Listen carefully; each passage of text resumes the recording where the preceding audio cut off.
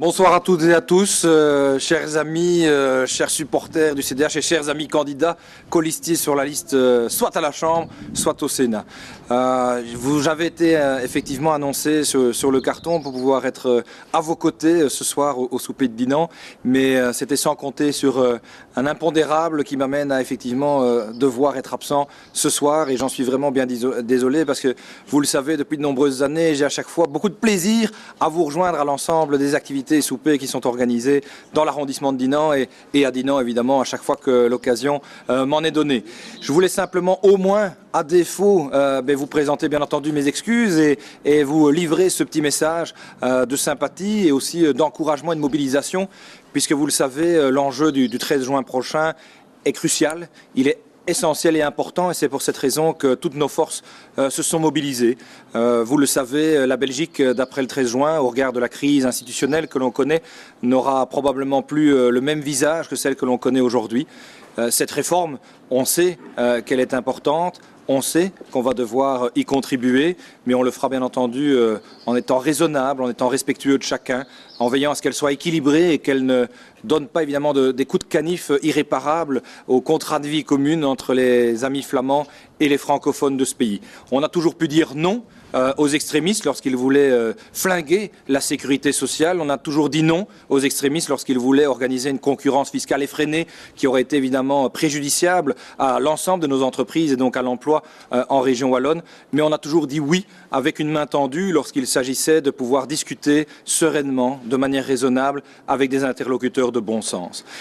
Mais au-delà de cette crise politique que personne n'a souhaité, et vous rencontrez comme nous sur le terrain beaucoup de citoyens qui sont en colère, qui sont mécontents de cette élection anticipée, de cette chute de gouvernement, parce que les Belges ne méritaient pas cette situation. Elle n'est hélas que le cynique reflet d'un calcul partisan des libéraux flamands en l'occurrence.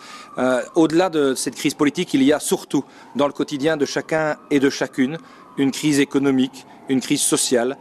très dure. La plus dure depuis la Seconde Guerre mondiale, et je pèse bien entendu mes mots en le disant parce qu'il y a là un grand élément de gravité dans ce constat. Les pouvoirs publics sont en très mauvaise santé et pourtant les demandes sont de plus en plus importantes à l'égard des citoyens, à l'égard des pensionnés, à l'égard des personnes qui sont porteuses de handicap, à celles qui sont confrontées à des problèmes de santé, à l'égard aussi de ceux qui entreprennent, qui se lèvent le matin, qui sont les petits indépendants, qui ont du mal à pouvoir engager un apprenti pour pouvoir tenir le coup et ne pas boire le bouillon.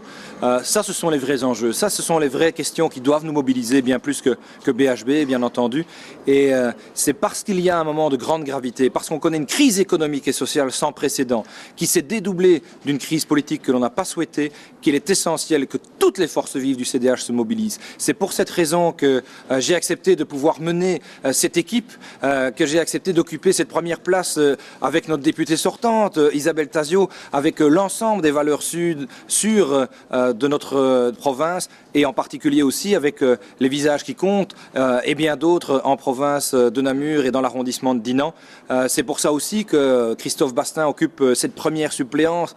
qui sera probablement de grande importance pour le défi à venir. C'est pour ça aussi que Christine Botton est à nos côtés avec ce grand rendez-vous, et c'est pour ça aussi que du côté de Rochefort, nous avons la présidente de l'association des commerçants, Myriam Lacroix, qui a accepté de remplir également ce contrat et de relever à nos côtés, à vos côtés, ce grand défi. Et donc, je voulais simplement vous adresser ces quelques mots, bien entendu, de mobilisation générale, d'encouragement, puisque nous avons besoin de votre mobilisation, nous avons besoin de votre soutien pour pouvoir porter haut et fort, en équipe, les couleurs du CDH pour ce scrutin du 13 juin prochain. Plus que jamais, grâce à vous et avec vous, l'union fera la force.